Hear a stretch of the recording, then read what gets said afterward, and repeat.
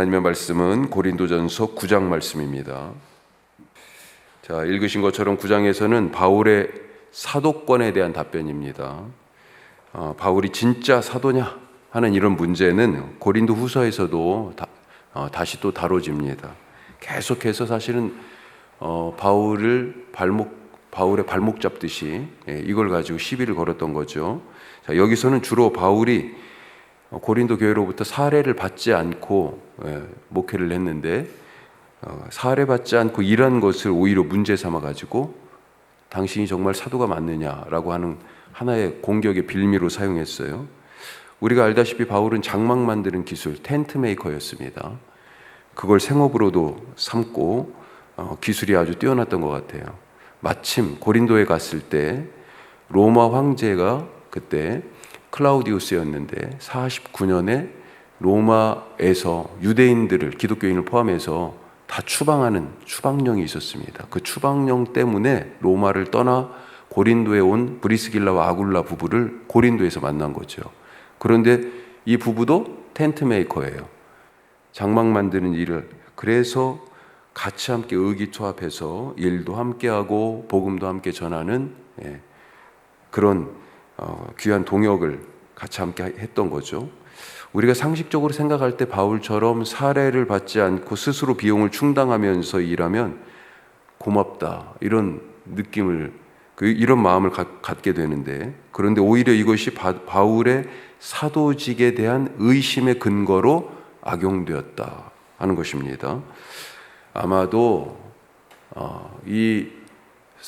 바울의 사도됨에 대하여서 문제를 제기한 사람들은 아마도 우리 지금 지식이 있다, 어제 그런 지식에 대한 얘기를 했었는데, 지식이 있다고 교만한 사람들을 중심으로 바울의 외모, 바울이 대머리였다는 그런 얘기가 있어요.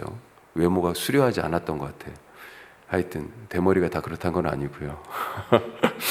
자, 바울의 외모에 대하여서, 그 다음에 육체의 가시라고 불려지는 질병, 이런 게 있었잖아요. 그리고 어눌한 언변, 그러니까 만났을 때는 약한데 글로는 강하다.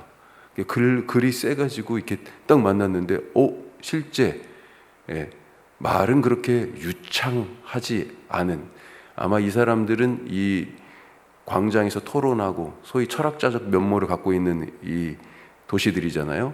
그런 것들에 비했을 때 아주 바울이 탁월하게 말을 잘했다, 이렇게 보여지지는 않았던 것 같습니다. 또 이런 자기의 직업, 바울의 직업, 육체노동이 아무래도 천대받았거든요.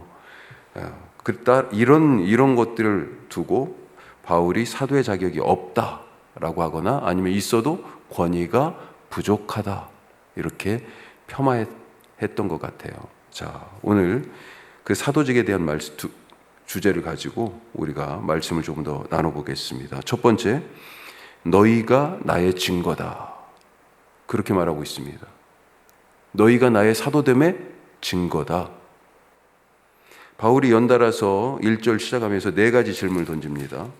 내가 자유인이 아니냐, 사도가 아니냐, 주 예수님을 보지 못했느냐, 주 안에서 행한 나의 일이 너희가 아니냐. 다 이게 라고 하는 대답을 이끌어낼 그런 질문을 지금 하고 있는 거죠. 다른 사람들이 바울의 사도됨을 의심할 수는 있어요. 그래도 고린도 교회는 바울한테 그러면 안 되죠. 왜냐하면 만약 사도 임명장이라는 것이 있어서 예수님이 주셨다면 바울에게 수여된 사도 임명장의 도장은 고린도 교회가 찍혔을 거예요. 그 정도로 우리는 바울이 사도인 것을 증명할 수 있어요 라고 도장처럼 그 사도 임명장에 찍혀서 바울의 사도됨을 얘기할 그런 사람들이 바로 고린도 교회 사람들이다. 알다시피 고린도 교회는 바울을 통하여 하나님이 시작하셨습니다. 바울뿐만 아니라 여러 일꾼들을 보내셔서 그때 각자의 일을 하게 하셨어요. 그래서 바울이 나는 심었고 아볼로는 물을 주었으되, 이렇게 얘기한 거죠. 그런데 바울을 부정해요. 바울을 지워버리려고 합니다. 교회에서 바울이 잘못 가르쳤다고 비난해요. 이런 얘기를 들으면서 얼마나 속이 탔을까요? 얼마나 억울했을까요, 바울이? 바울 입장에서는 다른 사람들이 바울을 두고 사도가 아니야, 무자격을 말하면 오히려 고린도 교회가 나서서 바울을 변호하고 방패가 되어줘야 할 텐데, 오히려 고린도 교회가, 이 교인들이 나서서 바울을 부정하고 있는 이런 상황이 참 답답할 거예요. 배신감이 컸을 겁니다. 하지만 하나님이 배신한 이스라엘을 향한 사랑을 거두시지 않았듯이 바울도 고린도 교회를 향한 사랑을 거두지 않습니다. 고린도 교회에게 그래서 뭐라고 그래요? 나의 2절 말씀이, 너희가 나의 사도됨을 인친 것이 너희다. 너희가 나의 사도됨의 증거다. 도장을 꽝 찍은 자들이 바로 너희들 아니냐. 구약시대 이스라엘 한번 생각해 보십시오. 이 이스라엘이 하나님 입장에서는 뭐예요? 다른 모든 민족과 세계 위에 하나님 되심을 증거하는, 하나님이 온 우주의 유일하신 참신 하나님이심을 증거하는 그 증거가 바로 이스라엘이잖아요. 그들을 종되었던 땅에서 구원하셔서 바다를 건너서 자기 백성을 삼으셨어요. 약속의 땅에 들이셨습니다. 그런데 하나님됨을 거절해요? 하나님 속이 얼마나 탔을까요? 약속의 땅에 가가지고 결국 뭐 했어요? 계속 우상 숭배하고 계속 혼나고 다시 또 회개했다가 다시 또 돌아왔다가 다시 또 범죄하고, 그 속에서도 하나님 뭐라고 그러세요? 내가 너희 하나님이다. 너희가 내가 하나님인 증거다. 지금 교회된 우리를 보고도 뭐라고 그러십니까? 원주와 함께하는 교회야, 교회된 우리의 이름을 부르면서 교회야, 너희가 내가 하나님인 증거다. 지금 이 시대에 하나님이 어디 있냐고 그러면요, 우리가 증인이 되어서 하나님이 여기 계신다라고 얘기할 자들이 바로 우리 아니에요.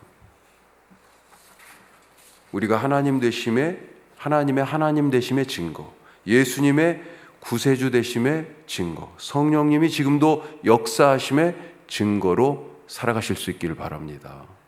자, 두 번째로 바울은 권리를 포기했습니다. 사도로서의 사실 권리를 포기했어요. 그것 때문에 오해를 지금 받고 있지만, 자, 이렇게 억울하고 어떻게 보면 배신감이 큰 바울의 사도됨을 부인하는 이런 상황에서 바울이 마치 법정에서 자기를 변호하던 그런 단어를 써가지고 지금 자기를 변호하고 있습니다.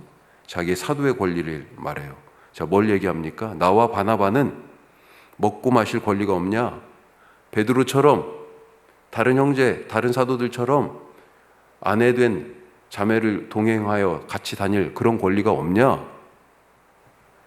상식적으로, 세상적으로 따져도 그렇다라고 얘기하는 거죠. 그러면서 뭘 얘기해요? 군 복무하는 자가, 자기 돈 내가지고 군 복무하는 자가 어딨냐? 포도를 심은 사람이 열매를 먹고 양떼를 기른 사람이 양젖을 먹는 것이 당연한 세상의 이치거늘. 그런데 세상 이치뿐만 아니라 성경에도 그런 근거가 있다. 모세의 율법을 봐라. 신명기에 나오죠. 곡식을 밟아 떠는 소의 입에 망을 씌우지 말라. 하물며 소도 먹여가면서 일시키라고 하나님이 그랬는데, 이게 소를 위한 것이겠느냐. 소도 이렇게 해야 되는데 사람을 함부로 착취하고 억압해서는 안 된다는 말씀이잖아요, 사실은. 그러면서 신령한 것을 뿌리고 육신의 생활에 필요한 것을 공급을 좀 받았다 하더라도 그것이 무슨 문제이냐라고 말합니다. 더 한 걸음 나아가서 실제 성전에서 일한, 성전에서 일한 제사장과 레위인들, 그들은 어떻게 됐냐? 성전에 드려진 제물을 먹었고, 또 제사를 위하여 드려진 제물을 먹었고, 또 성전을 위하여 드려진 헌금 11조, 이것들로 제사장과 레위인들이 생활했잖아요. 따라서 먹고 살 물질을 받는 것이 사도로서, 복음을 위한 일꾼으로서 당연하다라고 쭉 길게 얘기합니다. 자, 그러면 왜 내가 이런 말을 하는가? 그러죠? 나도 이제는 사도로서의 권리를 행사하겠다, 이런 말인가요? 15절에 나오죠. 왜 이런 얘기를 쭉 했는지. 이런 권리가 내게도 있지만, 자 15절 앞부분만 읽어보죠. 그러나 내가 이것을 하나도 쓰지 아니하였고 또 이 말을 쓰는 것은 내게 이같이 하여 달라는 것이 아니라, 그게 아니라고요. 그때도 권리를 포기했지만 지금도 고린도 교회에 있어서는, 다른 교회에서도 다 그런 건 아니에요. 고린도 교회는 거기에 맞춰서 바울이 지금 자기 삶에 대한 경비를 다 스스로 충당했던 거고, 다른 데서도 항상 그랬던 건 아닙니다. 바울은 이 권리를 사용할 의사가 없습니다. 왜요? 뒤에 쭉 읽어보면 이 복음은 당연히 감당해야 할, 부득불 내가 해야 할 일, 이걸 뭐라고 그래요? 사명이기 때문에. 누가 하라고 해서 하는 게 아니고, 누가 뭘 얼마나 더 준다고 해서 하는 것이 아니고, 주든지 안 주든지 받든지 안 받든지, 내가 하고 싶든지 하고 싶지 않든지, 때로는 매 맞고 옥에 갇히고 그러면 그만둘까 이제 나도 할 만큼 했는데 그만둘까, 이런 생각이 안 들었겠어요? 그럼에도 불구하고 이건 부득불 내 마음의 상태와 내 상황의 조건과 상관없이 해야 할 일이다. 왜요? 주님이 내게 주신 일, 내 삶의 목표, 이걸 우리는 사명이라고 부르잖아요. 사명이기 때문에 이 사명을 위하여 권리를 포기했다. 자, 나아가서 세 번째, 이 사명을 중심으로 살자. 사명 중심으로. 바울이 지금 관심하는 것은 복음 증거라고 하는, 그리스도의 십자가와 부활이라고 하는, 그 안에 나타난 하나님 나라라고 하는 이 복음 증거의 사명뿐이에요. 여기 집중해요. 그래서 뭐든지 할 수가 있어, 뭐든지 될 수가 있습니다. 자, 그 이야기가 뭐라고 나와요? 유대인에게는 유대인처럼, 율법 있는 자에게는 율법 있는 자처럼, 율법 없는 자에게는 율법 없는 자처럼, 약한 자에게는 약한 자처럼, 아픈 자에게는 아픈 자처럼, 이방인에게는 이방인처럼, 유대인에게는요, 율법의 말씀을 누구보다 잘 알잖아요. 유대인처럼. 줏대 없는 삶이 아닙니다. 여기서는 이랬다 저기서는 저랬다가 하는 그런 줏대 없는 삶이 아니고, 중심이 잡혀져 있기 때문에 이런 삶이 가능한 거죠. 사명이 중심이 돼 있기 때문에 사실은 겉으로 볼 때는 이랬다가 저랬다가 하는 것 같지만 흔들리는 삶이 아니고요, 중심이 딱 잡힌 삶인 겁니다. 이것도 될 수 있고 저것도 될 수 있는, 모든 것을 할 수 있는 그런 능력자가 되는 거죠. 이것을 위하여서 필요한 덕목이 있어요. 거기 운동장에서 달리기 하는 자, 권투 경기, 이것을 지금 예로 마지막에 들어서 24절 이후부터 쭉 얘기하고 있습니다만, 뭐예요? 그런 운동선수들처럼 자신을 절제하며 복음 증거라고 하는 사명을 목표로 최선을 다했다. 내게도 이와 같은 바울에게 주신 똑같은 복음 증거의 사명을 내게도 주셨음을 잊지 마시기 바랍니다. 바울이 사도직에 대해서 의심을 받는 상황이었어요. 물론 사도직을 변호하긴 했지만 거기에 연연하지 않습니다. 그 권리에 연연하지 않아요. 그 권리에 연연하게 되면 어떻게 돼요? 함정에 빠지는 것입니다. 그것에 대하여 변호는 했지만 그 함정에는 빠지지 않았어요. 오히려 더욱 사명에 집중하는 것을 보게 됩니다. 고린도 교회처럼 자신의 사도됨을 도장처럼 딱 찍어줄 새로운 복음의 증거를 만들어가는 그 사명을 위하여 오늘도 뚜벅뚜벅 걸어가는 바울처럼 우리도 그렇게 믿음의 길을 힘써서 뚜벅뚜벅 걸어가는 하루 되시기를 축복합니다. 기도하겠습니다. 오늘 말씀 생각하십시다.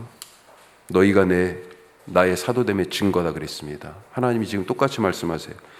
너희가 세상 사람들에게 내가 하나님됨의 증거다.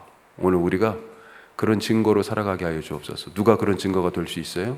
사명을 위하여 권리를 포기할 수 있는 사람, 사명이 중심이 되어 살아가는 사람, 겉으로 볼 때는 이리저리 흔들리는 것 같고 이랬다 저랬다 하는 것처럼 보여질 수도 있습니다, 때로. 하지만 사명이 중심을 딱 잡고 있기 때문에, 십자가와 부활이 그 삶의 바탕이기 때문에 사실 흔들리지 않는 삶이에요.